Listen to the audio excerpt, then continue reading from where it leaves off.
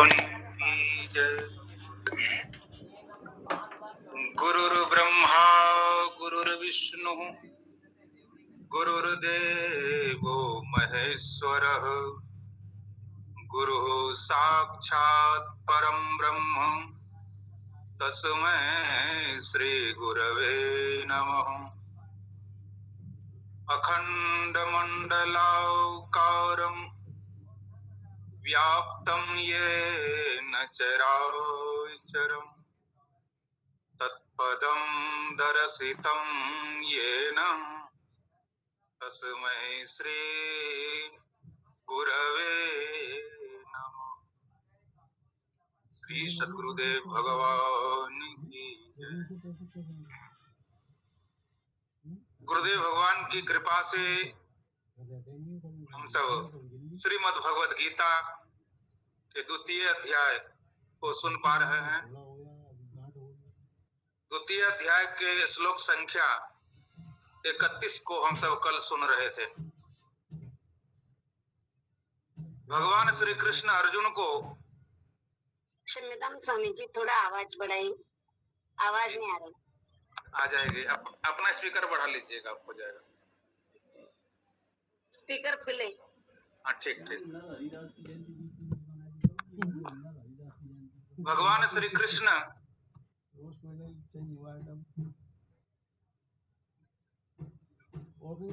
अर्जुन को उपदेश कर रहे हैं। स्वामी जी आवाज नहीं आ रही है आपकी। आवाज नहीं आ रही है? नहीं जी महाराज जी आ रही है, आवाज साफ आ रही है। उनका नेट सही चल रहा होगा। वो बहुत कम आ रही है। जिस पर आवाज नहीं आ रही हो वो अपना नेट चेक कर ले पहले। सही आ रही है आवाज? आवाज सही है। ठीक है, आ जाएगा। वॉल्यूम कम है, वॉल्यूम कम है। जी जी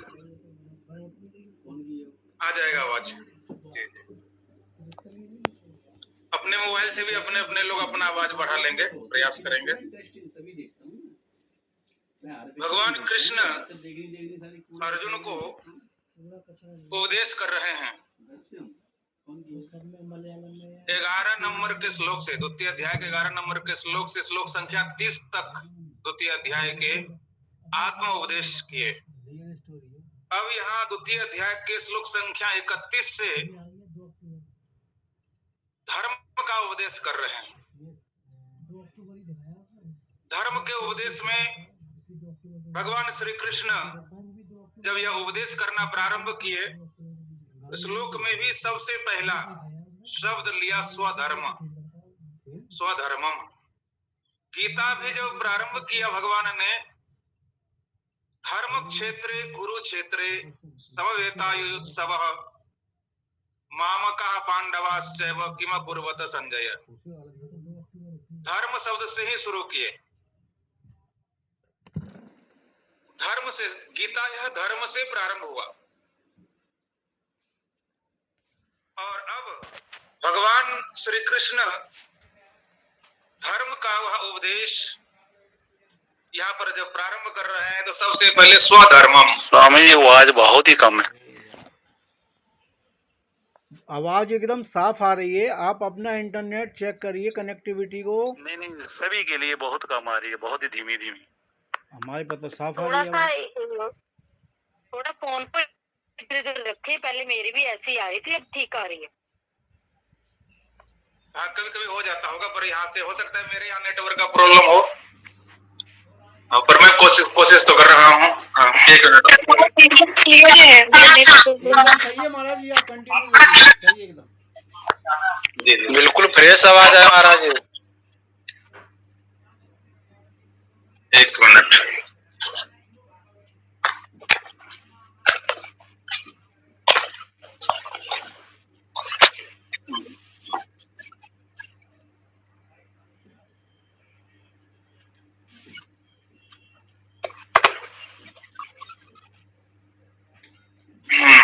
देखिए अब कोशिश करिएगा। नेटवर्क का प्रॉब्लम होता है कभी कभी, सावधानी पूर्वक सुनेंगे, आ जाएगा। तो यह कह रहे थे यहाँ पर भगवान जब गीता प्रारंभ किए तो धर्म शब्द से प्रारंभ किए। धर्म क्षेत्रे कुरुक्षेत्रे, पर यहाँ द्वितीय अध्याय के 31 नंबर से प्रारंभ कर रहे हैं। तो स्वधर्मम, हमारा धर्म, स्व मतलब स्वयं का, हमारा धर्म, अपने धर्म को, स्वधर्म मतलब अपने धर्म को, च मतलब और, अवेक्ष्य, स्वधर्मम अपि, अपि मतलब ही, अपने धर्म को देखकर भी न विकंपितुम, कांपना नहीं चाहिए, न विकंपितुम अर्हसि, तुम्हें डरने की कोई बात नहीं है। अपने धर्म को देखकर, अपने धर्म को जानकर भी डरना नहीं चाहिए। स्वधर्म होना चाहिए। धर्म के साथ में भी एक विशेषण लगा है स्व, स्व मतलब अपना धर्म। धर्म की व्याख्या चल रही है, कल भी इसके ऊपर हम सब ने सुना था, आज भी प्रयत्न कर रहे हैं। धर्म जो है स्वधर्म, हमको यह कैसे पता चलेगा कि ये मेरा स्वधर्म है या नहीं है? इसके लिए एक साधारण लक्षण है, यदि हमारा वह स्वधर्म है उसमें हमको डर नहीं लगेगा। भगवान आगे कहेंगे स्वधर्मो निधनम श्रेयः परधर्मो भयावह। दूसरे के धर्म में हमको डर लगता है, भयावह होता है, डर लगता है, पर स्वधर्म हमको निडर बनाता है, डर को भगाता है, डर नहीं लगेगा। किसी कारणवश यदि हम डर रहे हैं तो ये हमारे अंदर की अज्ञानता है।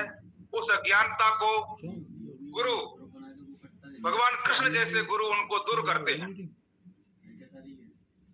तो स्वधर्म में डर नहीं होता और स्वधर्म डराने के लिए भी नहीं होता कि मैं क्षत्रिय हूं, मेरे पास बहुत बल है, मैं तुमको मार डालूंगा। तो किसी को परेशान करने के लिए यह स्वधर्म का उपयोग नहीं होता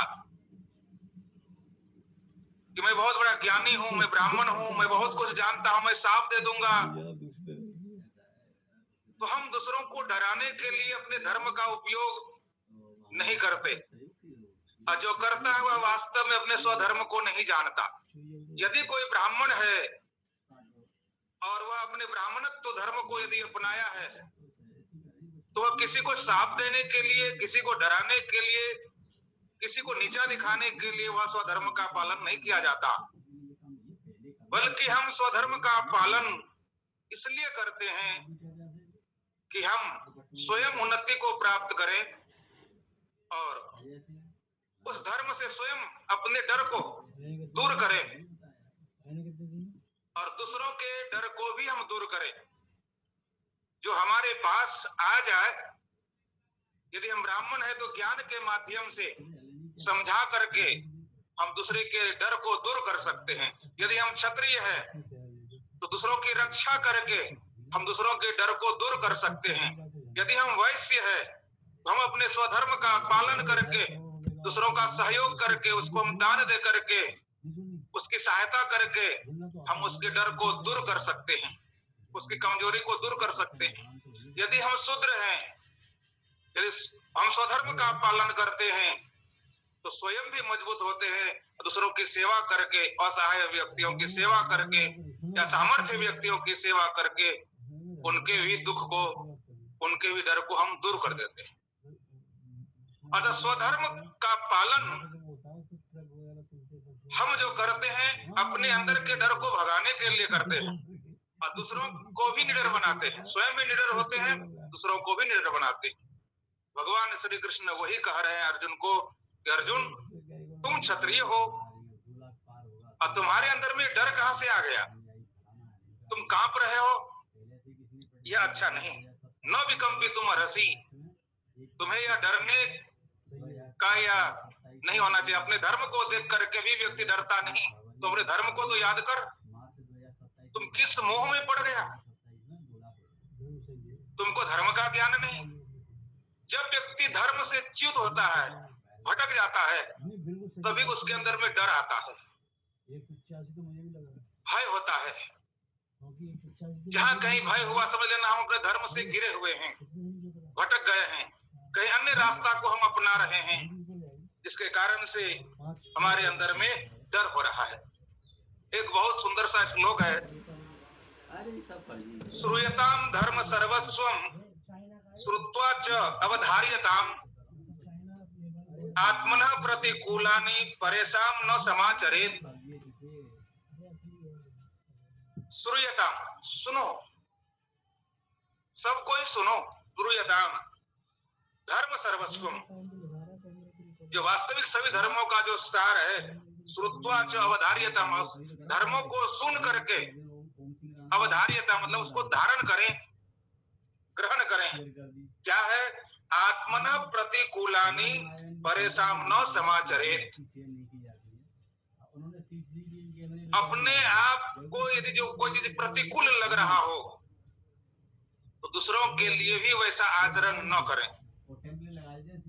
यदि आपको अपनी अंगुली काटने में आपको डर लग रहा है तो दूसरों की अंगुली भी नहीं काटनी चाहिए। अपने को जो अच्छा नहीं लगता हो, जो व्यवहार, वह व्यवहार दूसरों के लिए नहीं करना चाहिए।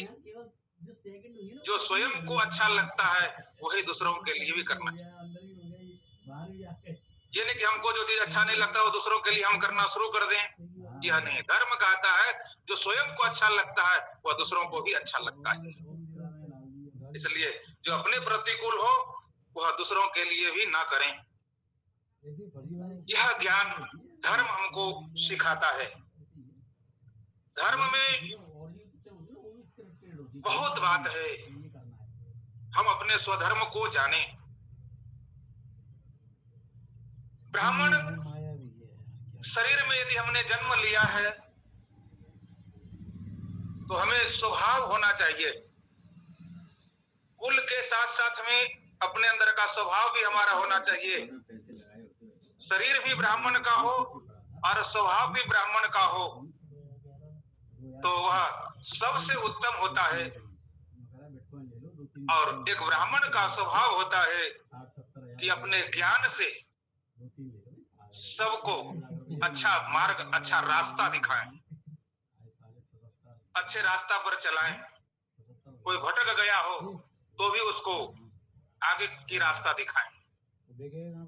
अभिमान करने के लिए न ब्राह्मण का धर्म होता है, न क्षत्रिय का धर्म होता है, न वैश्य का धर्म होता है, न शूद्र का धर्म।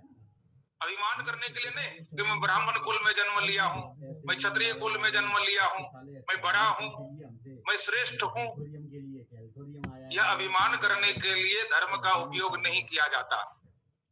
धर्म का उपयोग अपने कर्तव्य कर्म के लिए किया जाता है। तो ब्राह्मण को ज्ञान देकर अन्य मनुष्यों को सही रास्ता दिखाना चाहिए। और कई लक्षण है धर्म के। सहनशील होना चाहिए। जो सहनशील होता है, जो धैर्य धारण करता है, वही धर्म को धारण करता है। क्षत्रिय को रक्षा करके हर समय रक्षा करने में तत्पर होना चाहिए। यदि हम रक्षा करने में तत्पर नहीं है तो याद रखिए हम धर्म का पालन नहीं करते। धर्म का पालन अपने शक्ति के लिए किया जाता है, शक्ति वृद्धि के लिए किया जाता है। हमारे अंदर में एक शक्ति उत्पन्न होता जिसको कि हम स्वीकार कर सकते हैं। और हर धर्म हमको ज्ञान देता है। आगे भगवान स्वयं ज्ञान के बारे में कहेंगे, नहीं ज्ञानेन सदृशम पवित्रम इह विद्यते। ज्ञान के जैसा संसार में कोई ऐसा चीज नहीं जो उसके से कोई पवित्र हो। तो हमको धर्म का ज्ञान सबसे पहला ज्ञान होना चाहिए। और स्वधर्म के बारे में जब हम जान लेंगे तो स्वकर्म के बारे में हम जानेंगे। यदि स्वधर्म का ज्ञान नहीं होगा तो स्वकर्म का भी ज्ञान हमें नहीं होगा। हम कर्म तो बहुत करते हैं पर वह क्या धर्म युक्त है, यह पहले हमको निर्णय करना चाहिए। तो स्वकर्मणा तम व्यर्चम सिद्धिम विन्दति मानवः। भगवान 18वें अध्याय में श्लोक संख्या 46 में बताएंगे कि स्वकर्मणा तमभ्यर्च्यम सिद्धिम विन्दति मानवः। मनुष्य के शरीर में आकर के जो अपने धर्म को जान लिया, स्वधर्म को, वो अपने स्वकर्म को अच्छी तरह से प्रसन्नता के साथ युक्ति पूर्वक, धर्म पूर्वक, दूसरों के कल्याण के लिए, दूसरों के हित के लिए करना प्रारंभ करता है, और फिर उससे लाभ मिलता क्या है? सिद्धि में विन्दति मानवः। मनुष्य सिद्धि को प्राप्त करता है। हम जीवन भर काम करते रहते हैं, सुबह से उठते हैं। काम की एक विशेषता बता रहा हूं और सुनिए ध्यान से। हमारे धर्म शास्त्र में कर्म का एक बहुत बड़ा महत्व है। क्या महत्व है? जो कर्म करता है, कर्म हम इसलिए करते हैं कि हमारे अंतःकरण का शुद्धि हो। बिल्कुल सटीक वाक्यों को याद रखिएगा। हम कर्म इसलिए करते हैं कि हमारे अंतःकरण, हमारे मन में जो मैल जमा हुआ है, कई जन्मों का पाप, वह उसका संस्कार बनकर के हमारे मन में घर कर लिया है। उस पाप के संस्कार को दूर करने के लिए हम कर्म करते हैं, और जब वह कर्म करते हैं अंतःकरण की शुद्धि होती। अब हम सुबह से उठते हैं, मुंह हाथ धोते, खाते हैं और दौड़ते हैं काम के लिए। ऑफिस में, डॉक्टरी में, मास्टरी में, कंपनी में, जहां कहीं भी हो, हम सुबह से शाम तक काम करते हैं। एक दिन बीता, महीना बीता, साल बीता, बीतते बीतते 10 वर्ष बीत गया, अभी तक हमारे अंतःकरण शुद्ध नहीं हुआ, बल्कि अंतःकरण में और विकार पैदा हो गया। जहां अंतःकरण की शुद्धि के लिए कर्म को बताया गया, वहां राग द्वेष और उत्पन्न हो गया। कर्म का फल विपरीत क्यों दिखता? यहाँ भगवान स्वयं 18वें अध्याय में कहेंगे कि स्वकर्मणा तमभ्यर्च्यम सिद्धिम विन्दति, सिद्धि को प्राप्त कर लेता है। साधारण रूप से अंतःकरण तो कम से कम शुद्ध हो जाए, साफ हो जाए। तो हम कर्म क्या कर रहे हैं? कौन सा काम कर रहे हैं? क्या वह सही चल रहा है? लगभग हजारों में कोई एक आध व्यक्ति ही अपने धर्म पूर्वक कर्म कर पाता। ये बहुत बड़ी विडंबना है। हमारे भारत देश की महिमा को लोगों ने धर्म से विमुख कर दिया, कर्म की प्रधानता दे दी। पर कर्म की प्रधानता धर्म के साथ होना चाहिए, धर्म की महत्ता होनी चाहिए। धर्म के बिना कर्म विकार से युक्त होता है, उसमें विचार उत्पन्न नहीं होते। उस कर्म में सिर्फ विकार ही विकार होता है, जिसमें धर्म नहीं हो। इसलिए किसी भी कर्म को करने से पहले हमें धर्म का ज्ञान होना चाहिए कि मैं किस धर्म के अनुकूल कौन सा कर्म कर रहा हूं। धर्म भी हमें ज्ञान होना चाहिए। हमारे पास एक ही धर्म नहीं है, एक ही धर्म के अनुकूल हम कर्म नहीं कर रहे हैं। धर्म का ज्ञान, धर्म से तत्वम निहितम गुहाया, हमारे हृदय रूपी गुफा में वह धर्म के वास्तविक तत्व छिपा हुआ है। और एक जगह संतों ने कहा है, धर्मना गहनो गति। धर्मों का गति भी जैसे कर्मना गहनो गति है, कर्मों का गति गहन है, वैसे धर्म का भी गति गहन है। कर्मों को जानना कठिन है तो धर्म को भी जानना कठिन है, ये याद रखिए। और जिसने कर्म को जान लिया वो धर्म को भी जान लिया, जो धर्म को जान लिया वो कर्म को भी जान लिया। कर्म धर्म विहीन है या धर्म से युक्त है मेरा कर्म? कौन सा कर्म मैं किस धर्म के अनुकूल कर रहा हूं? यह अपने स्वभाव से परिचय करें। यह यदि हमने स्वभाव से परिचय नहीं किया, उस कर्म को हम किसी धर्म के साथ नहीं जोड़े, तो हमारे अंतःकरण को शुद्ध नहीं करेगा और हमें जो सिद्धि मिलनी चाहिए वह सिद्धि नहीं मिलेगी। कर्म हमको सिद्धि प्राप्त कराता है।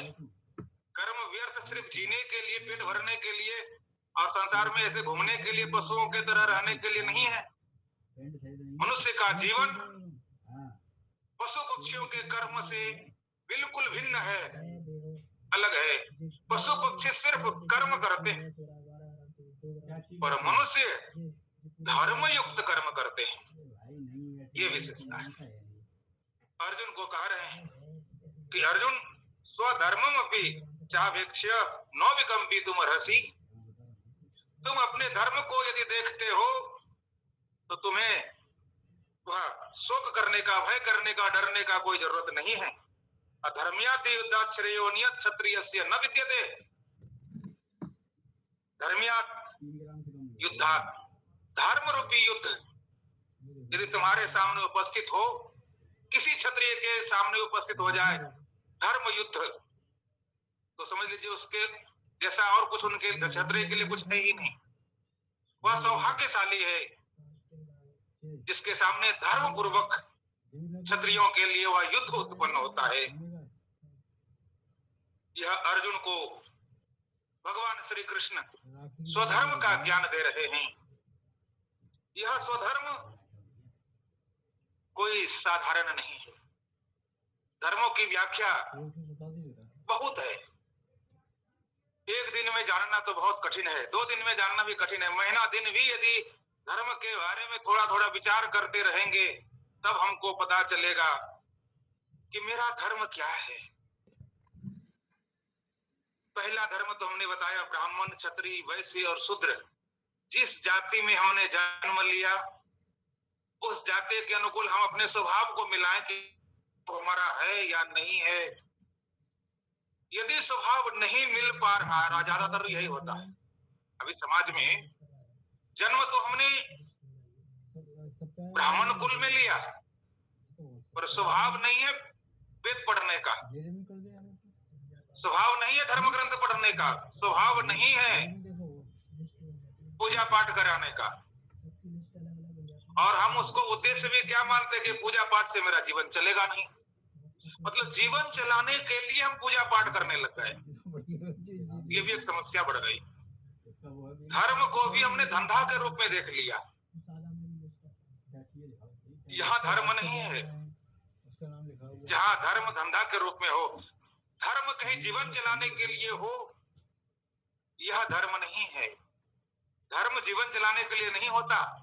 धर्म अच्छे कर्मों को दिखाता है, स्वयं के कर्मों को ज्ञान कराता है। तो हमारे अंदर का स्वभाव भी होना चाहिए। तो हमारा स्वभाव कैसा, कौन सा कर्म करूं, मेरे स्वभाव क्या कह रहा है, किस कर्मों को हम करें। अपने स्वभाव का स्वयं परिचय करें, अपने स्वभाव के अनुकूल अपने कर्म को निर्णय ले। पर एक बात जरूर याद रखिए, स्वभाव के साथ साथ में शास्त्र विहित होना चाहिए। हमारे धर्म शास्त्र में यदि विहित नहीं है और हमारे मन में आगे हमको ये करना अच्छा है तो चोरी करना अच्छा है, चोरी करो, कम मेहनत में बहुत पैसा ठग लो, दूसरों को लूट लो, मन में आ गया उसको हम अपना स्वभाव मान लेंगे। ऐसा नहीं, मन में कुछ आ गया उसको स्वभाव नहीं कहा जाता। स्वभाव हमारा क्या है, कल हमने बताया था। स्वभाव जो सदा रहे, जैसे जल शीतल स्वाभाविक रूप से रहता है, अग्नि उष्ण गर्म स्वाभाविक रूप से रहता है, वैसे हमारे अंदर में स्वभाव हो। कभी कभी हमारे मन में परिवर्तन हो, जैसे कभी कभी जल गर्म हो जाता है, हर समय गर्म नहीं होता। कभी कभी जब उसको हम आग के ऊपर चढ़ाते हैं, उबालते हैं, तब जल गर्म होता है, अन्यथा नहीं होता। उसी तरह से हमारा स्वभाव क्या है, ये अपने स्वभाव का परिचय स्वयं करें और अपने स्वभाव के अनुकूल फिर हम अपने कर्म को निर्धारित करें। यदि हम अपने स्वभाव के अनुकूल अपने कर्म को निर्धारित नहीं किया पर धर्म को जानते हुए, धर्म को साथ जोड़कर, तो धर्म को साथ जोड़कर अपने स्वभाव के अनुकूल यदि हमने कर्म करना प्रारंभ कर दिया तो फिर हमें सुख ही सुख मिलेगा। सबसे पहले कर्म करते ही हमारा मन पवित्र हो जाएगा, अंतःकरण शुद्ध हो जाएगा और भगवान स्वयं आगे कहेंगे सिद्धि विन्दति मानव, सिद्धि प्राप्त कर लेता है। सिद्धि प्राप्त कर लेता है मतलब वह कर्म करते करते उस परमात्मा को जान लेता है। कर्म में ही परमात्मा छिपा हुआ होता है। वह कर्म हमको प्रसन्नता प्रदान करता है। अर्जुन को यहाँ आगे और भी बताएंगे, धर्म की चर्चा आगे कई श्लोकों तक चलेगा। अभी आगे श्लोक संख्या 32, यदृच्छया चोपवन्नम स्वर्ग द्वारा मपावृतम सुखिनः क्षत्रियः पार्थ लभन्ते युद्धम ईदृशम यदृच्छया। यदृच्छया का मतलब होता है अपने आप, स्वभाव से, स्वाभाविक। उपपन्नम उत्पन्न हो गया हो, प्राप्त हो गया हो। स्वाभाविक जो अपने आप प्राप्त हो गया हो जो भी कुछ, तो समझ लीजिए उसके लिए क्या है, स्वर्ग द्वारम अपावृतम। अपावृतम अर्थात खुला हुआ। क्या खुला हुआ? अपावृतम मतलब खुला हुआ। क्या खुला? स्वर्ग द्वारम। स्वर्ग का द्वार उसके लिए खुला हुआ है। स्वर्ग का अर्थ होता है सुख। सुख का द्वार उसके लिए खुला हुआ है, जिसको स्वाभाविक रूप से उसका कार्य उसके स्वभाव के अनुकूल उसको प्राप्त हुआ है और उसके धर्म से जुड़ा हुआ है। तो धर्म से जुड़ा हुआ स्वाभाविक कर्म यदि किसी को प्राप्त हो जाए तो कहते हैं भगवान कि हे पार्थ, ईदृशम युद्धम, इस प्रकार का युद्ध सुखिना क्षत्रिया लभन्ते, सुखी क्षत्रिय ही प्राप्त करते हैं। अर्थात सुखी करते हैं, भाग्यशाली अर्थ किया। ऐसे कोई भाग्यशाली क्षत्रिय होगा जो कि इस तरह का युद्ध उसे प्राप्त हो, जो स्वाभाविक रूप से आ जाए। यहां पर बहुत बड़ी बात कही, हमारा कर्म हमारे सामने स्वाभाविक उत्पन्न हो, हमको कर्म ढूंढना नहीं पड़े। आजकल हम सब क्या करते हैं, कर्म को ढूंढने के लिए तरह तरह का इंटरव्यू देते हैं, उसमें भी पास नहीं होते, फेल हो जाते तो घूस देते हैं, दूसरे से पैरवी कराते हैं और फिर उस हम काम को लेते हैं और उस काम में भी लगता है कि हमको तनख्वाह कम मिल रहा है और मिलना चाहिए, और मिल भी रहा है तो संतुष्ट है, तो और ज्यादा पैसा मैं कैसे कमाऊं। पारित कर्मी, तुम्हारे यहां धर्म कहां? यह कर्मों में लिप्त व्यक्ति वासना से युक्त, विकार से युक्त होता, विचार से युक्त नहीं होता। कर्म तो वह है जो हमको अपने आप मेरे सामने उपस्थित हो जाए। अर्जुन तुम धन्य हो, तुम्हारे सामने ईदृशम युद्धम, ऐसा युद्ध सुखिना क्षत्रिया लभन्ते, सुखी क्षत्रिय, भाग्यशाली क्षत्रिय ही प्राप्त करते हैं, जो कि स्वाभाविक रूप से यदृच्छया चोपन्नम, अपने आप ही उनके सामने वह उपस्थित हो जाए। तुम्हारे सामने यह युद्ध अपने आप उपस्थित हो। भारत को विश्व गुरु क्यों कहता है? गुरु के नाम से दिया गया, विश्व गुरु क्यों कहा? भारत का स्वाभाविक गुण क्या है? आपने कभी इतिहास में यह नहीं सुना होगा कि भारत या भारत के राजा, भारत के शासक कभी बिना मतलब के किसी दूसरे देश के ऊपर जबरदस्ती धावा बोल दिया और युद्ध करना प्रारंभ कर दिया और उसके देश को हड़पना चाहता हो, लेना चाहता हो। ऐसा भारत ने कभी नहीं, किसी देश के ऊपर नहीं किया कि बिना मतलब का किसी देश के ऊपर आक्रमण करो और उसको सताओ, उसको दबाओ और उसको अपने अधीन करके उसके देश को अपने अंदर कर लो। ये भारत ने कभी नहीं किया, इतिहास में किसी पन्ने में नहीं है। दूसरा देश क्या चाहता है कि भारत का हिस्सा मैं समेटते चला जाऊं और भी ले लूं, इसको मैं अपना अधीन कर लूं, इसको इस देश को मैं गुलाम बना लूं। भारत कभी किसी देश को गुलाम बनाने की इच्छा प्रकट नहीं की, इतिहास के पन्ने में ऐसा नहीं है कि भारत कभी किसी देश को गुलाम बनाने की इच्छा किया हो। और दूसरे देश इसी में कमजोर है, तो दूसरे देश को गुलाम बनाना चाहता है। देश में रहता है, उस देश में स्वयं वो शासक नहीं बन पाता, दूसरों देश के ऊपर हावी बोल देता है। पर भारत अपने आप में गरिमा रखता है, जितना है उतने में वो संतुष्ट रहता। हाँ, पर जब कोई भारत के ऊपर आक्रमण करता है तो ऐसे क्षत्रिय, ऐसे राजा वह युद्ध करने से भी पीछे नहीं हटता, चाहे वह चीन हो, चाहे पाकिस्तान हो, चाहे और कोई देश हो। उसे संघर्ष जरूर करता है, लड़ता है और जीतता भी है। तो उसी तरह से अर्जुन के सामने, अर्जुन स्वयं नहीं चाह रहा था कि हमको ये मिले, ये मिले, ये भारत की गरिमा है। उसी तरह से अब भारत के देश में यदि हम रहते हैं, हमारा भी स्वभाव ऐसे ही होना चाहिए कि मैं किसी की संपत्ति को स्वाभाविक रूप से लेने की इच्छा ना करूं। हाँ, लेकिन यदि कोई मेरा संपत्ति लेता है, मेरा अधिकार यदि कोई छीनता है, तो लड़ना मेरा धर्म है। मैं अपने अधिकार को नहीं छोड़ सकता, ये तो स्वाभाविक है। ये है भारत की महिमा, ये है धर्म की महिमा। इसलिए तो भारत को विश्व गुरु कहा गया। ये भारत में स्वाभाविक गुण है, और हम भारतीय होकर के हमारे अंदर में लालसा, विषय वासना की, दूसरे के धन हड़पने की, दूसरे की संपत्ति हड़पने की, भारतीय कहलाने के वह व्यक्ति लायक नहीं है जो दूसरे के अधिकार को छीनता हो।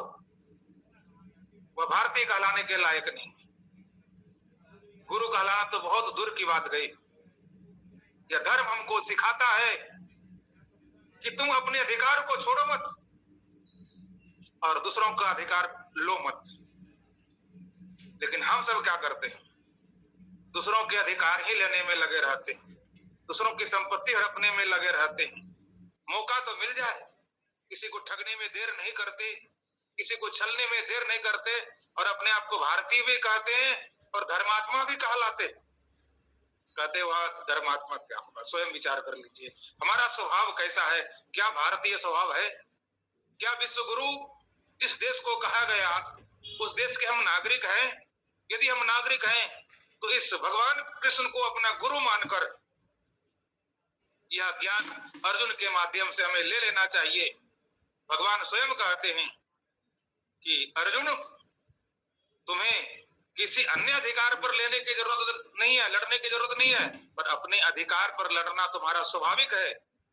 और जो अपने अधिकार पर लड़ता है और उसको स्वाभाविक रूप से यदि अपना अधिकार मिल जाए क्षत्रिय को लड़ने का, कहते उसके लिए स्वर्ग का द्वार खुला हुआ रहता है। स्वर्ग द्वारम अपावृतम, स्वर्ग का द्वार खुला हुआ है। तो क्या हम अपने स्वर्ग के द्वार को खोलना चाहते हैं? सुख के द्वार को खोलना चाहते हैं? क्या हम सुखी होना चाहते हैं? तो हम यदि सुखी होना चाहते हैं तो हम हर क्षण, हर पल, हर समय, हर घंटे हमको विचार करना चाहिए, जो ये मैं कर रहा हूं किस धर्म के अनुकूल कर रहा हूं, कौन सा धर्म का संबंध है इस कर्म के साथ, इस काम के साथ। यदि इस काम के साथ कोई धर्म का संबंध नहीं है, सिर्फ धन का संबंध है, रुपया का संबंध है, तब तो हम धोखे में अपने जीवन को बिता रहे हैं। जिसमें धर्म का संबंध नहीं हो और सिर्फ धन का संबंध हो, धोखे में जा रहा है। याद रखिए, हर समय में हमको धर्म के बारे में बहुत विचार आगे करेंगे, क्योंकि कर्म का ज्ञान जब तक नहीं होगा तो धर्म को भी समझना कठिन है। तीसरे चौथे अध्याय जब पढ़ेंगे और आगे पता चलेगा कि धर्म की स्थिति क्या है अपने जीवन में, धर्म को किस तरह से हमें अपनाना चाहिए। ये तो छात्र धर्म की बात हुई। व्यवहारिक धर्म में हमारे पास सिर्फ ब्राह्मण, क्षत्रिय, वैश्य, शूद्र यही धर्म नहीं है, और भी धर्म है। क्या धर्म है? हम मनुष्य का शरीर प्राप्त किए, तो मनुष्य का शरीर प्राप्त किए हैं तो हमारा मानव धर्म, मनुष्य का क्या कर्तव्य है? सबसे पहला धर्म तो हमारा यही होना चाहिए। इस धर्म को ही हम भूल गए, जिसके कारण से हमको कर्तव्य बोध नहीं हो पाता। मानव धर्म क्या है? मानव धर्म में वर्ण धर्म नहीं आता, याद रखिएगा। मानव धर्म में वर्ण धर्म नहीं आता। मानव धर्म से वर्ण धर्म नीचे है और मानव धर्म सबसे पहले आता है। यदि हम मनुष्य है तो मनुष्य में सब आता है, जितने भी मनुष्य है। तो मनुष्य का धर्म क्या है? सबसे पहला इस धर्म को हमको पहले करना चाहिए कि मनुष्य के शरीर में उत्पन्न हुआ हूं, मुझे मनुष्य का शरीर मिला है। पहले इसके लिए हमारा क्या कर्तव्य बोध है उसको जानना जरूरी है। तो मनुष्य शरीर जो हमको मिला किससे मिला? किसने दिया? कहते ये परमात्मा ने दिया है। कब हो कि करी करुणा नर देही, देत ईश बिनु हेतु सनेही। परमात्मा ने अकारण हमारे ऊपर करुणा कर दिया। कृपा कर दी और ये मनुष्य का शरीर दे दिया। हमारे पर बहुत बड़ी दया की उसने नहीं, और हमें मनुष्य का शरीर मिला। तो परमात्मा के द्वारा जब हमको यह मनुष्य का शरीर मिला, तो सबसे पहले हमको मानव धर्म अपनाना पड़ेगा, मनुष्य धर्म अपनाना पड़ेगा। मनुष्य का धर्म क्या है? जिस परमात्मा ने हमको यह मनुष्य का शरीर दिया है, उसके लिए सबसे पहले उठ करके उनका हम नाम लें, उनको हम याद करें, उनका हम ध्यान करें, उनका हम चिंतन करें। सबसे पहले यदि हम समझ देंगे, जगते ही आंखें खुला, तो सबसे पहले हमारा कर्तव्य है उस परमात्मा का चिंतन, उस परमात्मा का नाम, उस परमात्मा की पूजा, उस परमात्मा का ध्यान। ये सबसे पहला कर्म है हमारा। हमारे जितने भी ऋषि मुनि हुए, जितने भी राजा हुए, सब ने पहले उस परमात्मा के लिए उठ करके नहा धो करके सबसे पहले घंटा 2 घंटा बैठ करके उनका नाम लिया और पूजन किया, फिर वो अपने कर्मों में लगता। जिस किसी राजा का इतिहास पढ़ लीजिए, वो उठ करके पहले क्या करते थे। यहां तक कि दुष्ट राजा, चाहे वह जरासंध हो, चाहे वह रावण हो, वह भी जब पहले उठते थे तो सबसे पहले भगवान की पूजा, भगवान का जाप, भगवान का नाम, और फिर वह अपने कर्म में प्रेरित होते। जरासंध जैसे राजा भी जब उठते थे तो सबसे पहले भगवान का नाम और भगवान का जाप और भगवान की पूजा करने के बाद, भगवान का ध्यान करने के बाद फिर वह अपने कर्म में लगता। तो सबसे पहला धर्म तो हमारा मानव धर्म है, ये तो भूलना ही नहीं चाहिए। इसको पहला सीढ़ी यदि हमारा समाप्त हो जाएगा तो दूसरे सीढ़ी पर हम चढ़ेंगे कैसे? तो मनुष्य का सबसे पहला कर्तव्य है उस ईश्वर को याद करें, जिस ईश्वर ने हमें यह जन्म दिया है मनुष्य के शरीर में। उनको कोटि कोटि धन्यवाद करें, उनका हम नाम लें।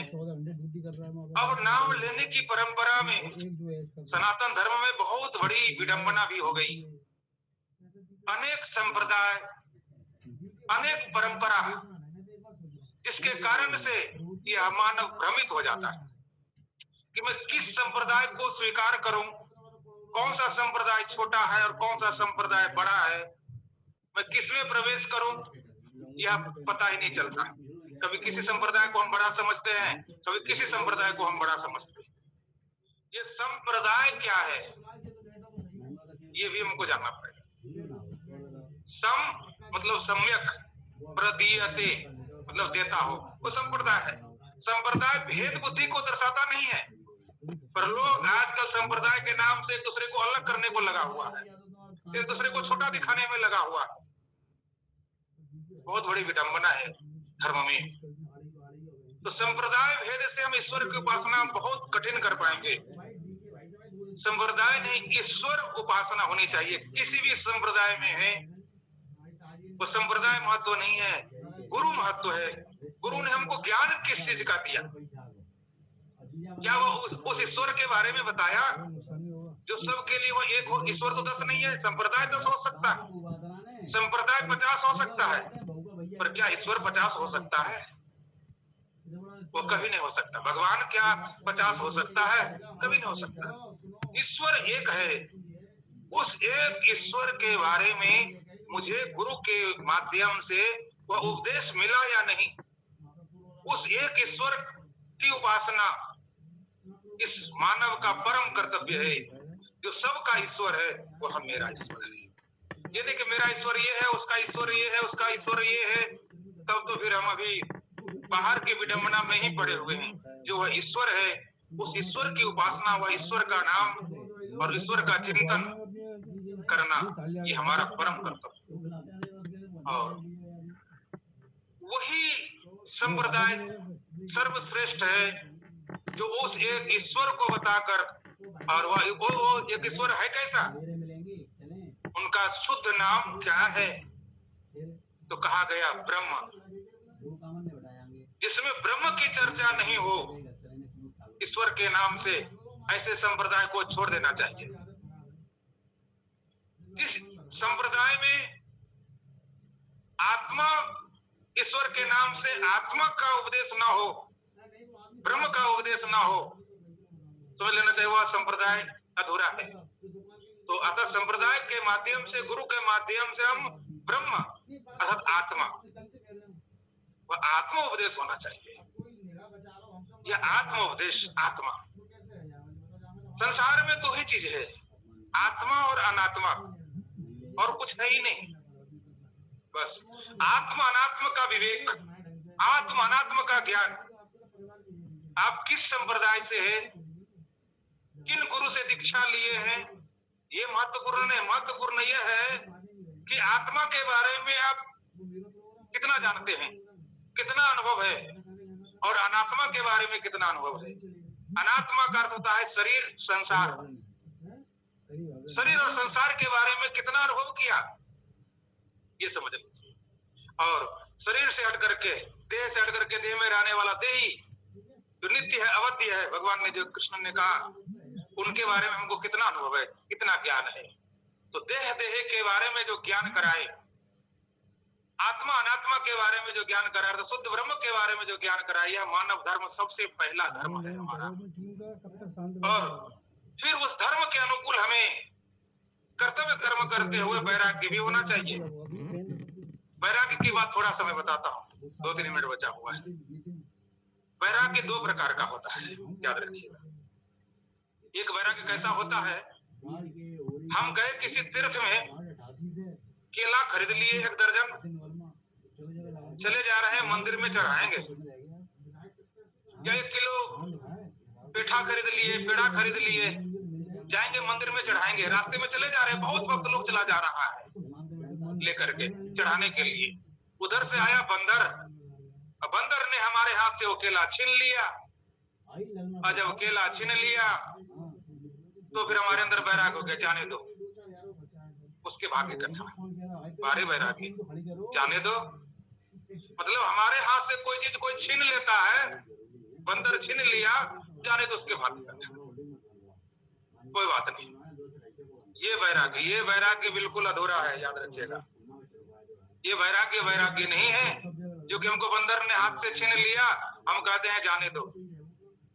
अर्जुन, तुम्हारा वैराग्य भी इसी भक्तों के तरह है, जिस भक्तों के हाथ से मिठाई बंदर छीन लेता है और कहता है जाने दो, उसको वैराग्य हो जाता है उस मिठाई से, हमको नहीं चाहिए, खा ले बंदर, तुम्हारे भाग्य का था।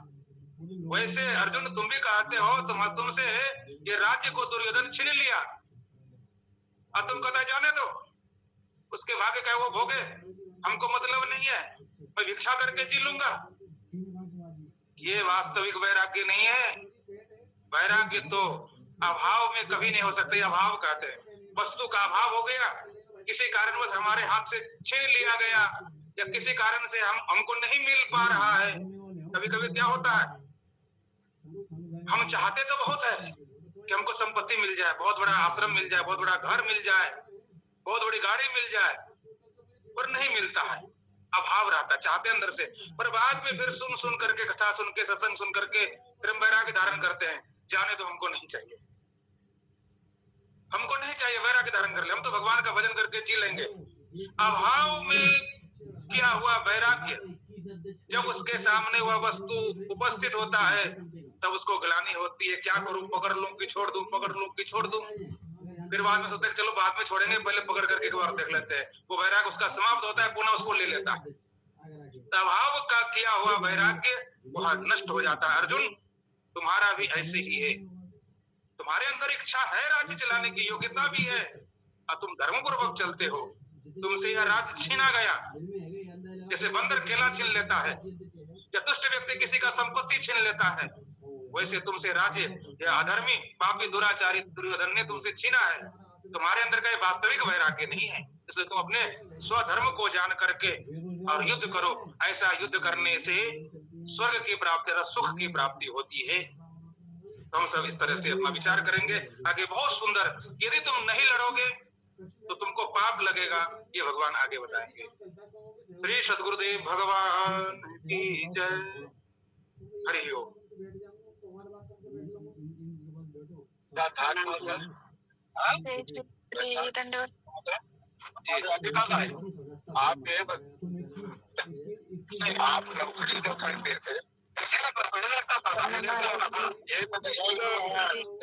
जय श्री कृष्ण। प्रणाम स्वामी जी। जी खुश रहिए।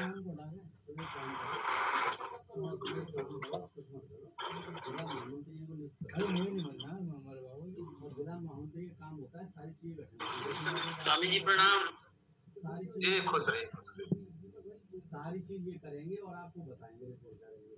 कुछ इंटरेस्ट लेंगे, इनका नाम नंबर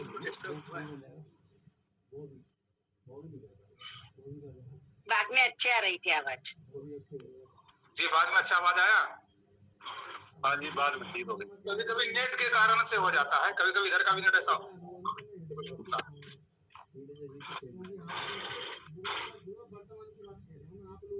जय श्री कृष्ण। जय श्री कृष्ण। शिवांगी जी को समझ में आ रहा है? जो लिस्ट में बनाई है वो उनका उन्होंने इनसे करवा लो उसी लेटर पर, और सबको सबको वो फोटो खिंचवा के नेगी जी को कैसा लग रहा है? बहुत गंभीर है स्वामी जी, बहुत बढ़िया, बहुत अच्छा है। जैसे जैसे आगे बढ़ जी जैसे जैसे आगे बढ़ रहे हैं और ज्यादा गंभीर लग रहा है। स्वामी जी कुछ पूछना है, अंत में पूछता हूँ। जी जी जय जय। लाभ तो लो। प्रोग्राम का लाभ नहीं दे पा रहे। उस समय माहौल बन गया था, कुछ लड़के साथ जुड़ना चाह रहे थे, कुछ अपनी बिरादरी के जय श्री कृष्ण महाराज जी। अच्छा मुझे ये बताओ, अच्छा